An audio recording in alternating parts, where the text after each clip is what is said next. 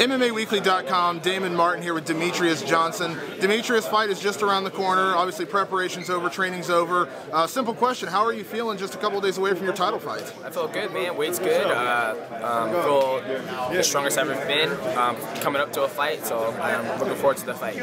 You said, during the press conference that being the Underdogs is the story of your life. You've come in Underdogs, in fights in the past. Does that give you extra motivation? Does it fuel your fire? Does it take some of the pressure off you?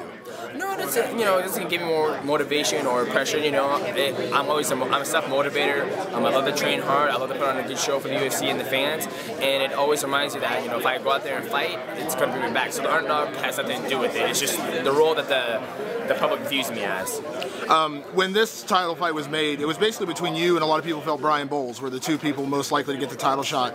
What was running through your mind when you got that call from your manager or when Joe Silva, when they called and said, you're getting the title shot? Obviously I was excited, and it's a huge opportunity for me to get a shot against Dominick Cruz for a bantamweight championship.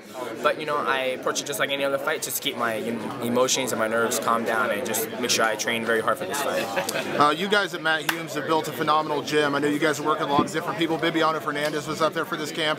How much has your training up there, you've been there for quite a while, but they tend to bring in a lot of different people. I mean, how much has your training and working with Matt Hume in that camp helped you in preparation for this fight? Oh, it helps out a lot. When we bring guys in, they don't come in for me, they come in to get better. Like Bibiano Fernandez, he was an awesome partner to have to train with because he's very athletic, he's a killer on the ground.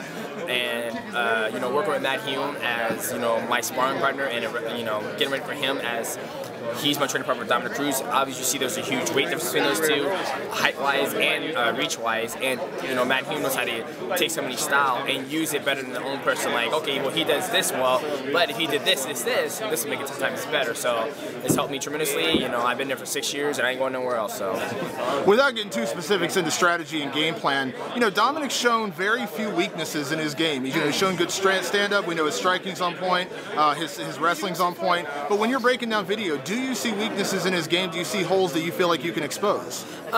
You can say that. My job is just to go out there and execute the game plan, and he does a lot of things very well. And everybody makes mistakes. You can't look at what he does as a mistake. You look at what he does all the time, and he thinks that he's doing it very well. So, and I'm sure everybody's seen out there what he does, and I'm hoping to expose that. Last question. Obviously with your fast rise, you just mentioned you just quit your full-time job before this fight. You have, I feel like, a little different appreciation for this spot than maybe some people would.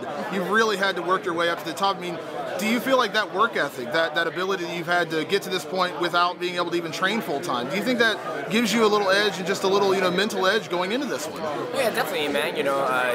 Dominick Cruz came in the same situation I did. He worked 40 hours a week, but, I was working 40 hours a week when I just took on, one of the most dangerous fighters in the weight class. So it gives me more appreciation to be in this limelight and this situation I'm in, and I'm grateful, and that's why, I'm always humble, because you never know, I could be taken away tomorrow. So thank you very much, Demetrious. Thank you.